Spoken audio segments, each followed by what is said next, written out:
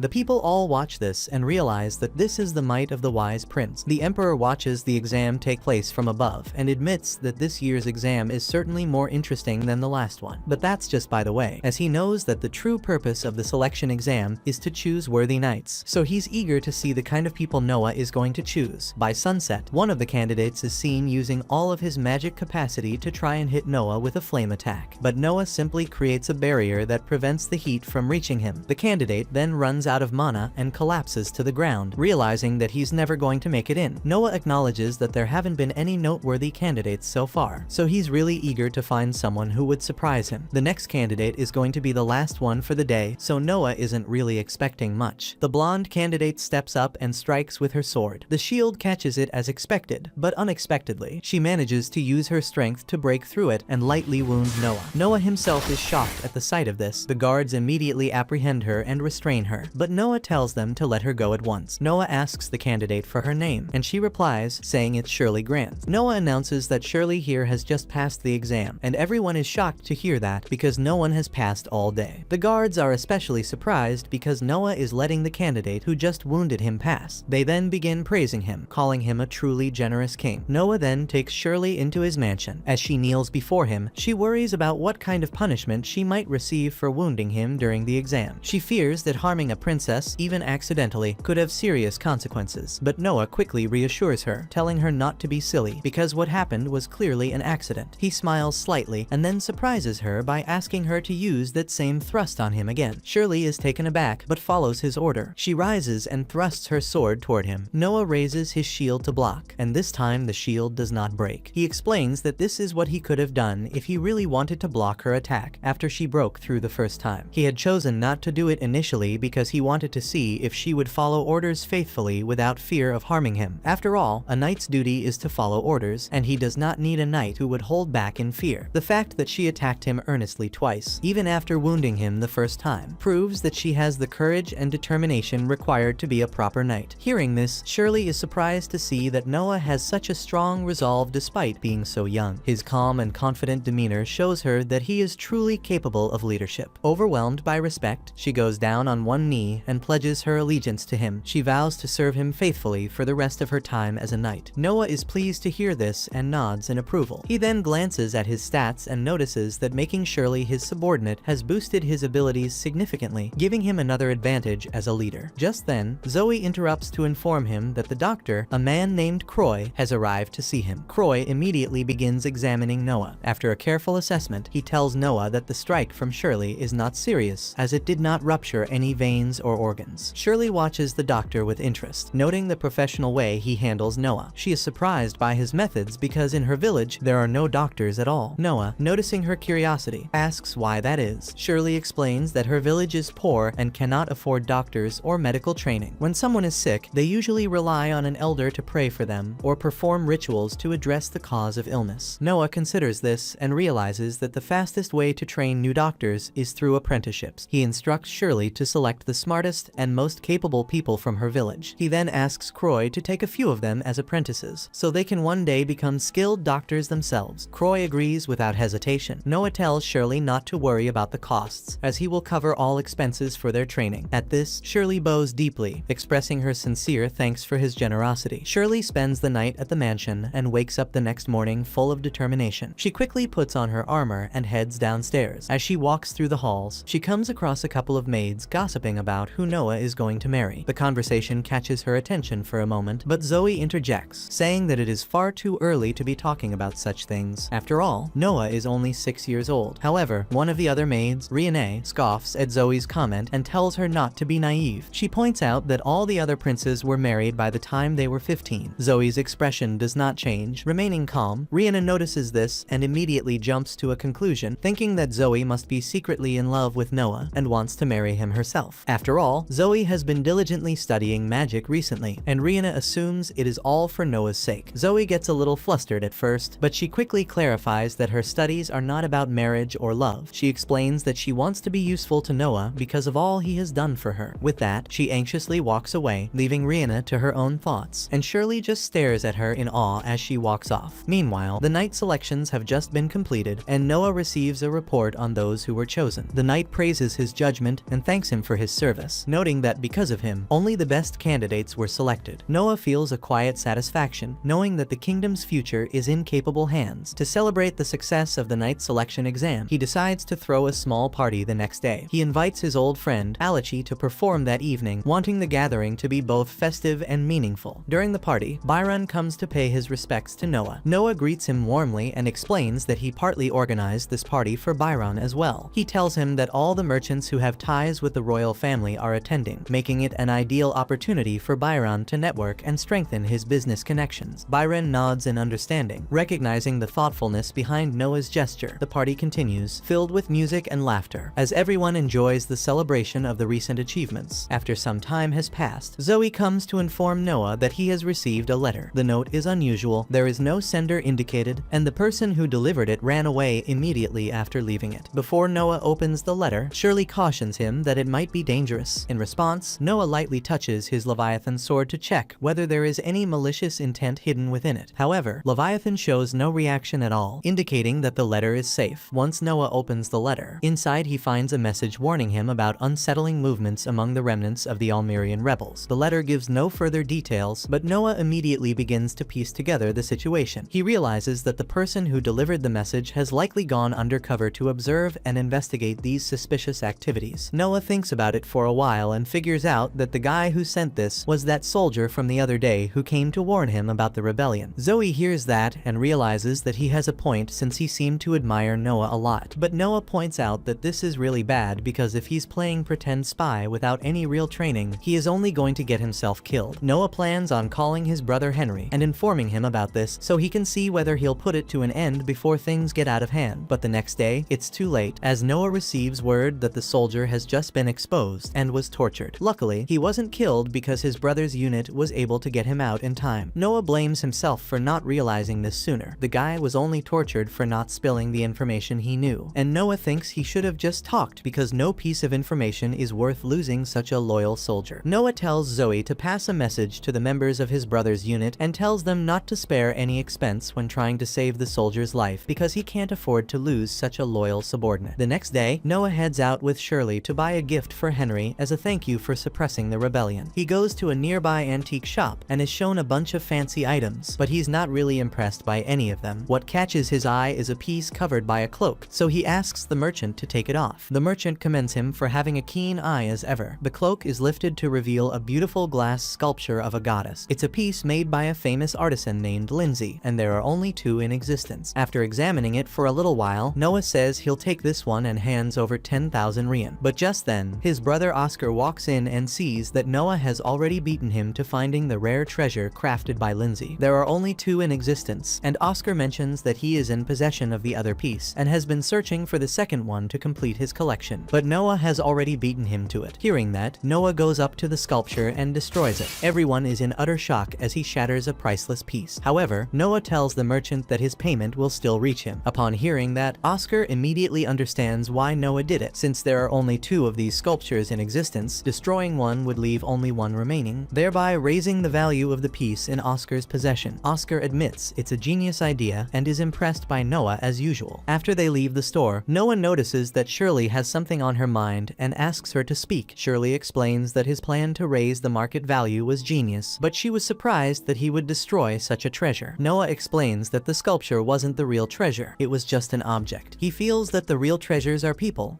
who are willing to dedicate their lives and hearts to the cause and show loyalty even in difficult times. They are the true treasures. Shirley smiles as she realizes that Noah is the 1-in-a-million leader she had only read about in history books. She vows to serve him for the rest of her life. Noah says he plans on collecting more treasures like that. 6 years pass, and Noah has grown noticeably taller as he is now 12 years old and is being seen off by the maids and royal servants as he gets ready to embark on yet another adventure. That was episode 5. Subscribe to not miss the next part and watch the next video on screen.